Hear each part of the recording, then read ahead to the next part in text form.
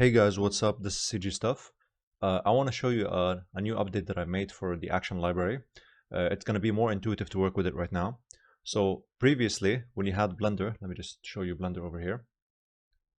Previously, if you had to click this button, you click on an animation, you had to click the apply button, and then you had to go to Blender and apply the manual to click on a rig, and you had to apply the manual apply to get it from the application. Basically, this still exists as a fallback. However, you don't need to touch that anymore.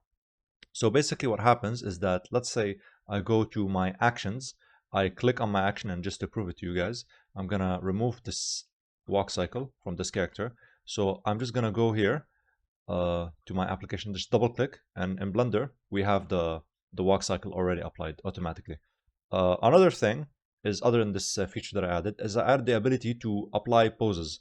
So right here I have saved a couple of poses, basically like 4 poses, and obviously you can also apply double click. I'll just show you in a bit when I have double screen enabled.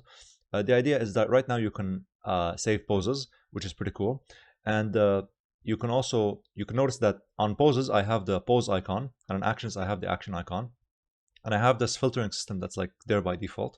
You can see poses and actions basically, and on home you can see all of them at the same time. And notice that there's something cool in actions. Now this is specific to actions because when you save a pose, it's just a pose, and you can reuse it, you can delete it, you can do whatever. Now on actions, right now I've saved already an action called walk, but notice that it has version 001 and work in progress. Now what is this? This is basically, imagine version tracking. I'm calling it the Lineage system. Now if I go over here and I click Lineage, this window will pop up. It's going to tell me that, you know, this is version 01, it's latest, and it's a work in progress, and it's created at this date, duration, frames, etc. What does this mean? It means that you can now iterate on the same animation, and it will be tracked over here, and you know, it's going to be, let's say you're making blocking, then splining, then polish, and you want to get feedback. Let's say the feedback is going to be like, oh, okay, in review, needs work, final, etc. Okay, so let's assume that, or none, you know, assuming that you want to treat this as a regular asset library, you can like do this, because this is catering for solo creators who don't really care about the system, or studios. Let's assume that right now this is a work in progress, and you want to continue working on it. I'll go back to Blender, and let's say I want to remove this.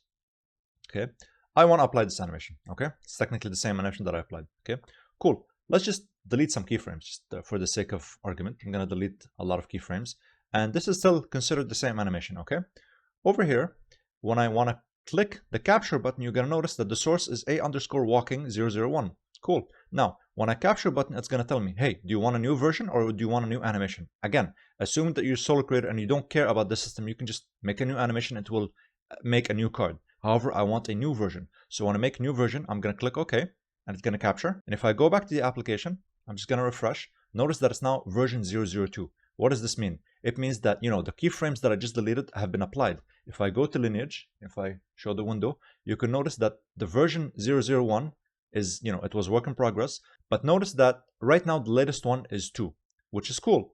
Right now, like, we can like skip whatever, and if I want to go back in time and go to the previous animation, I can make this one set as latest. Okay, cool. Now we're back, and let's refresh.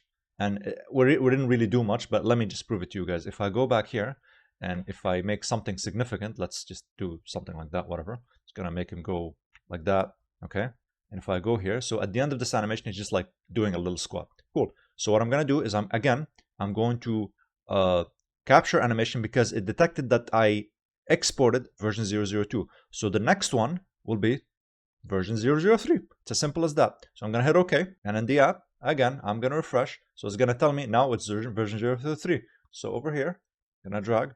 Notice that right now, again, we added some extra keyframes, so the duration is just longer, that's it. And if I play the animation, at the end, he's supposed to do a squat. That's it. It's very simple. And it's very good. Well, obviously, I'm just showing you the example, but the idea, imagine that you have a blocking pass, then spline, then, you know, refine, then polish, etc. The entire process of the animation on the same animation, and you can like view it in this window, basically. That's pretty much the idea. And then you can like, you know, let's say, assuming that this is done, you set final, and over here, you can say that since, you know, this is final animation, you can like see the process, like work in progress, reviewed, approved, etc. And over here is the final state. That's pretty much it.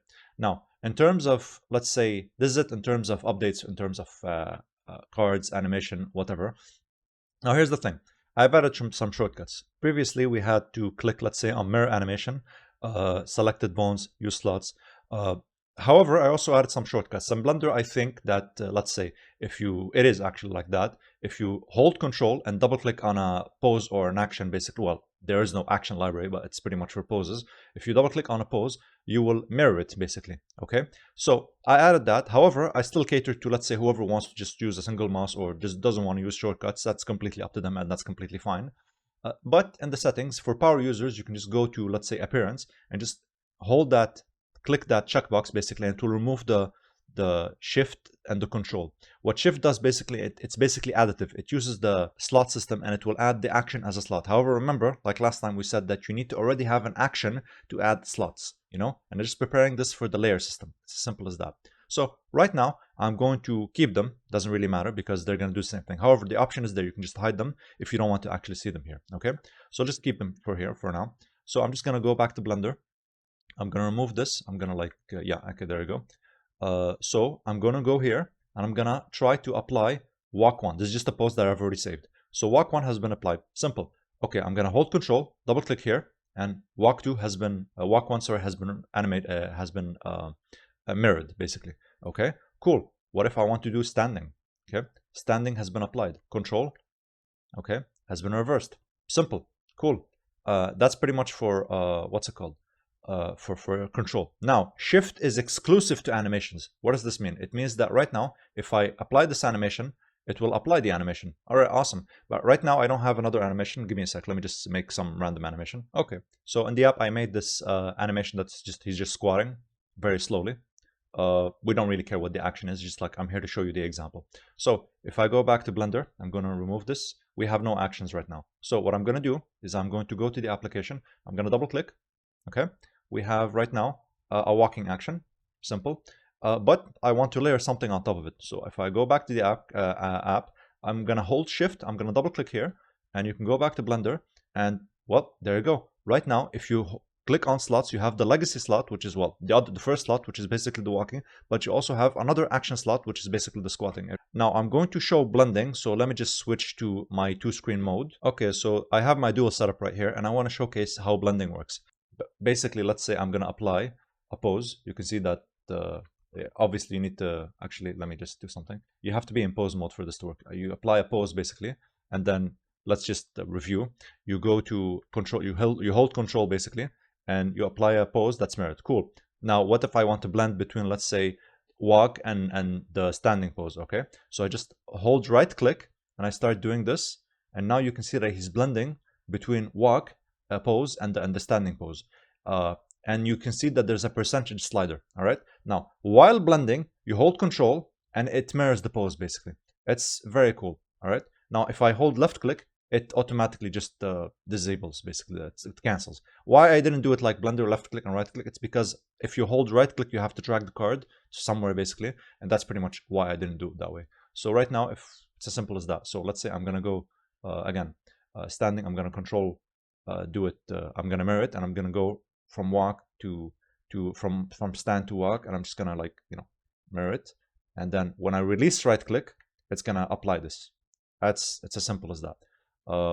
You don't have to worry about actions because, you know, actions have their own thing. There's no need to, you know, there's no actually blending. Mostly it's for poses, and the system is smart in the sense that right now all these actions have been, let's say, made on the entire body. Let's say I made it on the hand. Let's say I'm just going to remove this. I'm going to make a simple pose for the hand. Okay, so I'm going to, let's say, go here. I'm going to capture pose because, again, I added like a new thing. Right now this doesn't have an animation, so it's only showing me the displays for capture pose. So I'm going to, let's say, open hand. Okay, and I'm going to put selected bones only. So right now it's going to tell me that it's going to capture only these bones. Cool. So I'm going to capture bone pose, sorry. So cool. So right now, this is not the very best preview, but it's fine. I have open hand, and notice that right now there's an icon showing me that this is selective bones. Okay, so you can tell that if it doesn't have that badge, let's go to poses. If it doesn't have that badge, it will be on full body. Okay, maybe in the future I'm gonna make a different badge, distinct badge to show full body, but for now you can guys tell that, hey, when you see that badge, it's selected body, and over here you can see it's the bone count. It's not as much as, you know, the Rigify bone rigs. So you can immediately tell that, like, the second you see this, it's gonna be selective. Cool. What does this mean? It means that, let's say I'm gonna make another one. This one is gonna be open hand. I'm gonna make it open hand, and I'm gonna capture pose. Cool. So right now we have, let's say, open hand and oh, okay, sorry, I called them both open hand. Doesn't matter, it's fine, but we know what the difference is.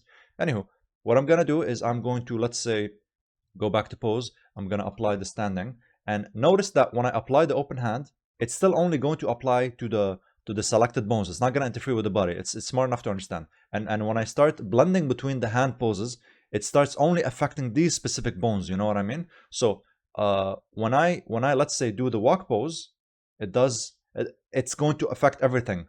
Again, same thing here. Very cool stuff. You can do only selected bones. What does this mean? Let's say I'm just gonna affect these bones.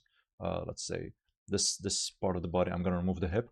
And if I do, let's say, selected bones only, I'm gonna start doing the standing. Yeah, there you go. So right now it's only affected the selected bones. Now, why I added this specific toggle slider and not a shortcut is because, you know, it's a very niche thing with the reverse. So you guys always need to have, like, oh, you know what? I just want to affect the selected bones. Just let, you know, do this, and you can see that only the selected bones are being affected while blending.